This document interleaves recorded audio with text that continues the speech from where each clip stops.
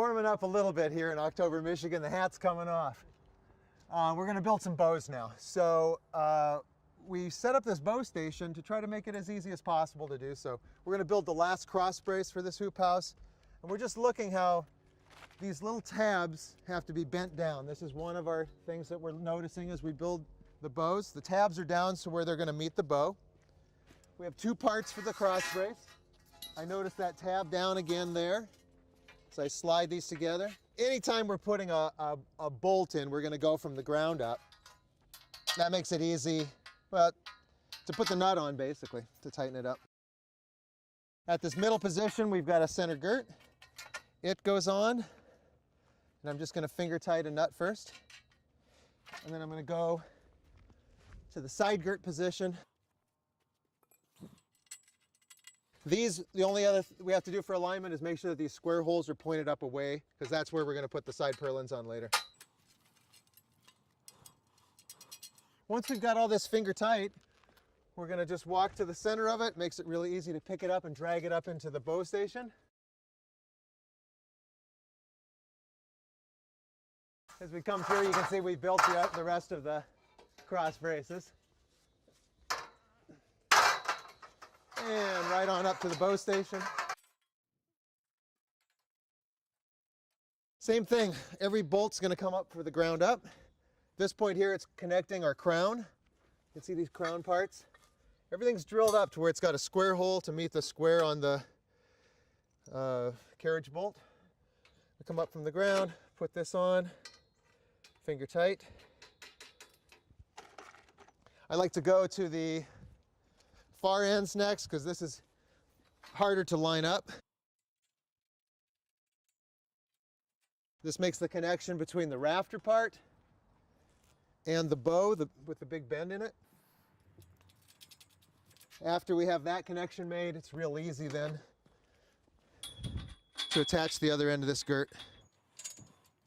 The girts are really what sets up triangles that create the strength in the bow.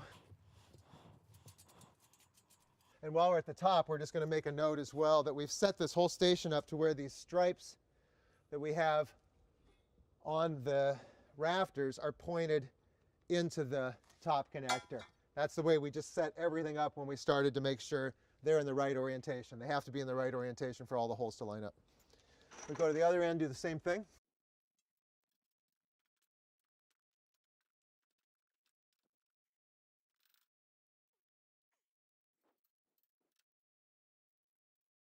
I struggled a little bit with that one position. If you need to, you just keep a drill nearby to clean any of those holes out.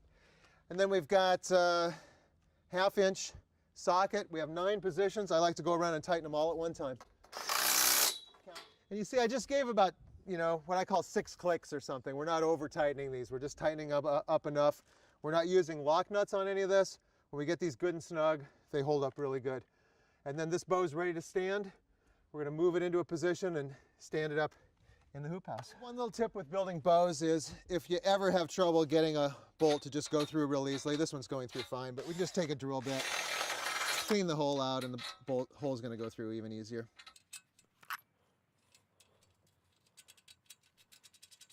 And then I want to point out the exception.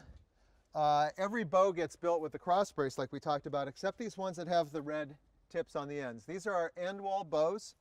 The only thing that's distinct about them is we've added a couple holes to them to pick up where some other parts are going to go on that are unique to the end wall. The end bow doesn't get a cross brace because it's going to have all that framing that goes into it. So we just put this one together with the bow only, and then walk through and tighten up the bolts, and we've got an end wall. So now we're going to put together an end wall.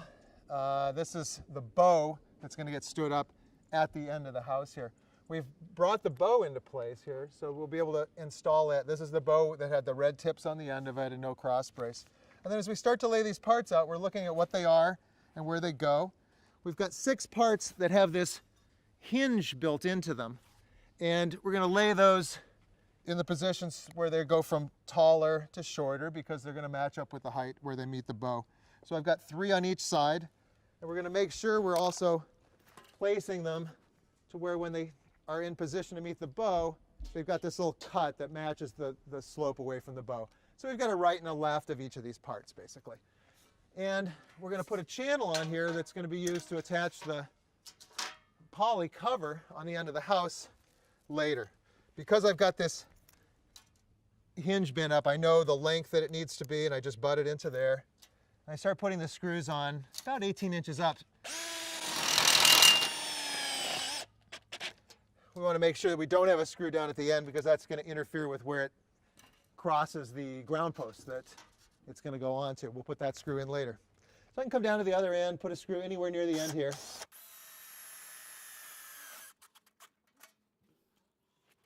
And about every 2 feet is going to be plenty of screws on here.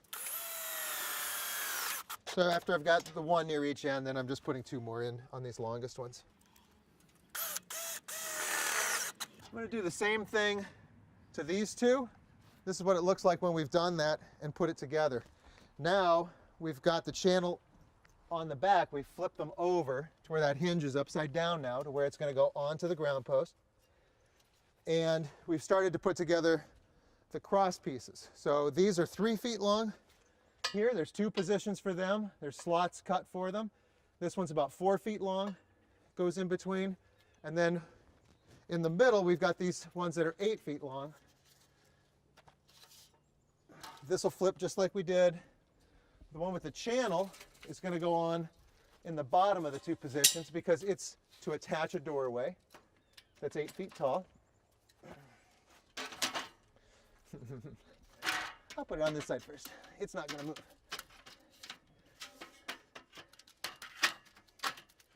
Sometimes it needs a little convincing. We've got 2 because the second one, this is the doorway.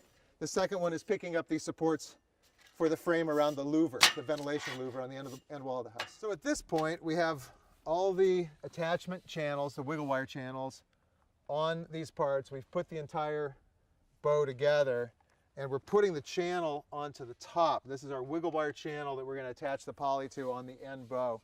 And we've used one of the parts for the hoop house just to prop this up to make it a little easier, get it up out of the dirt.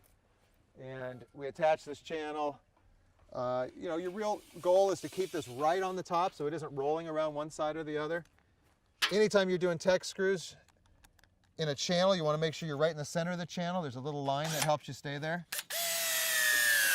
And you can see that I'm trying to really use as much leverage as I can to get these on there. If you don't put a lot of pressure, you could sit and just spin forever on here and not really cut.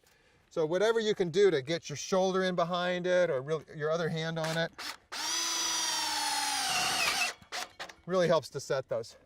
You can see what I did as well. I attached at one end, moved down to the other end, then came back to the center. Now everything's not going to kind of wobble back and forth as it goes along there. I can put a couple more in between. We're always going to put a screw at least every 2 feet. Aim at getting about every 18 inches to 2 feet on a top channel here. And the other thing is, when we're setting a tech screw, we never really want to torque these things down. They can strip out if they're in relatively thin material. So as soon as they hit bottom, that's as far as we're going with them. Another little way to make it easier, I can set this screw through the channel first. Then when I go to put it on here, I'm not trying to do everything at once. I see where it's going to go, make that mark, drill the hole, then come back and put the whole thing together. It just saves a lot of trouble trying to do all that at one time. Same thing, come down toward this end. We don't need to go all the way to the end. It's got a bend in it here at the end. We can do that when it's standing up. It's going to be a lot easier. We just come down here about as far as we can go easily, and then come back and get these.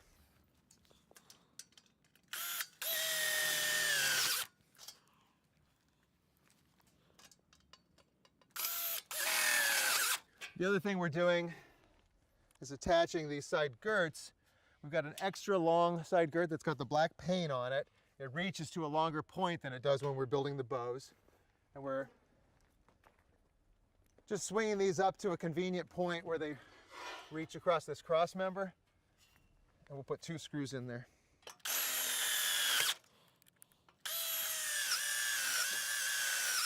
Now we've got an end wall ready to stand. Call us anytime you need some help, and we'd be glad to talk you through any of these steps.